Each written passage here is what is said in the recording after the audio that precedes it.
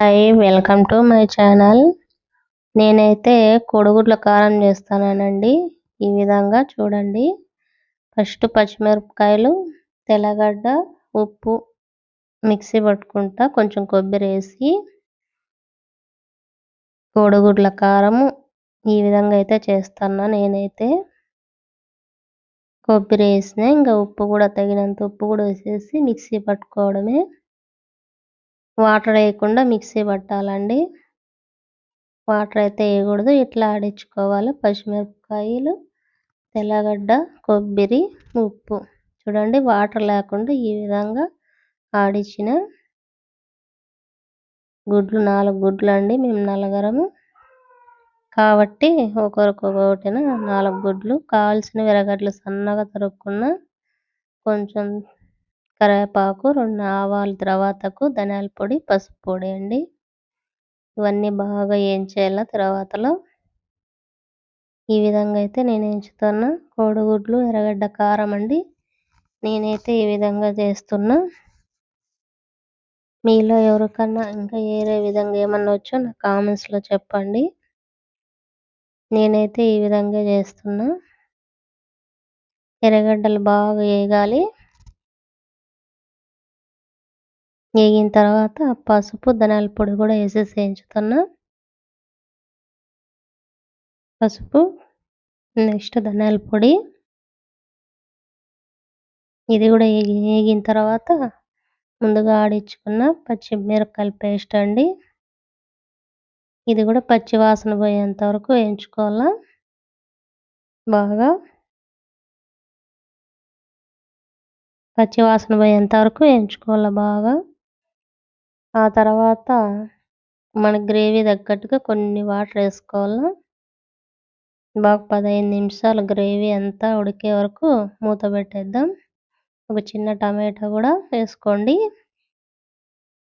ఇష్టం ఉంటే టమాటా వేసుకోవచ్చు, లేదంటే అవసరం ఏం లేదు. నేనైతే వేస్తున్నా. ఇది బాగా పచ్చి వాసన పోయేంత వరకు ఇలా వేయించుకొని తగినన్ని వాటర్ కూడా వేస్తాను. చూడండి, ఈ విధంగా తగినంత వాటర్ కూడా వేసేసి, ముందే అన్ని ఉప్పు అన్నీ వేసేసినాం కాబట్టి ఇంకొక 15 నిమిషాలు బాగా ఈ వాటర్ అన్నీ బాగా కాగాలి. ఆ తర్వాత గుడ్లు కొట్టేసి చూడండి, ఈ విధంగా గ్రేవీ అంతా బాగా ఉడుకుతూ ఉంది. ఈ విధంగా దీంట్లోకి ఇప్పుడు గుడ్లు కొట్టేసేదండి. అక్కడొకటి కొట్టండి, లేదంటే అన్నీ ఒకే చాట పడిపోతే బాగుండదు.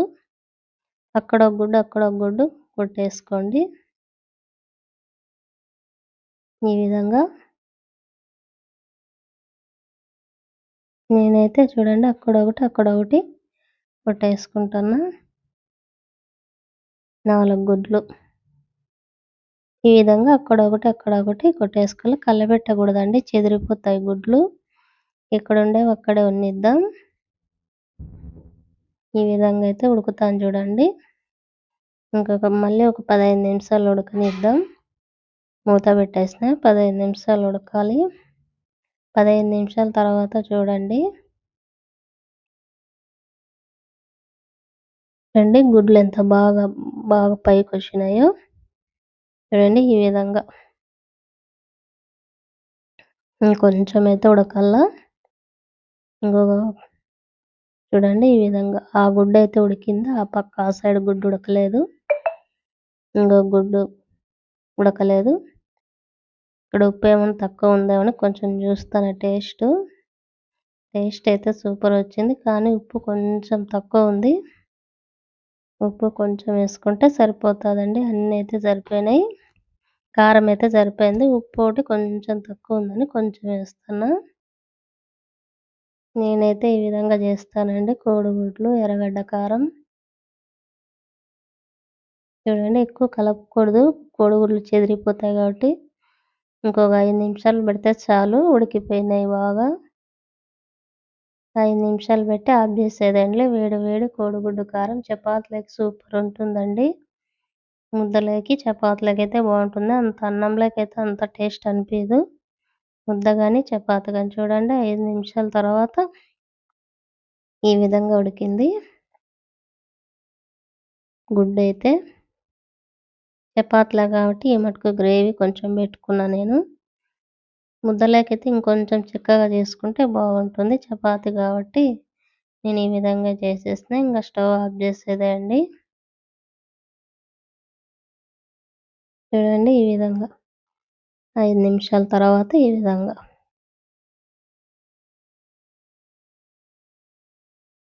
నచ్చితే లైక్, సబ్స్క్రైబ్, షేర్ చేయండి, కామెంట్ చేయండి. ఈ విధంగా అయితే చేసిన నేనైతే కోడిగుడ్లు, ఎర్రగడ్డల కారం, పచ్చిమిరపకాయలు, కొంచెం తెల్లగడ్డ, ఉప్పు, కొబ్బరి అన్నీ మిక్సీ పెట్టుకొని ఈ విధంగా అయితే చేసిన.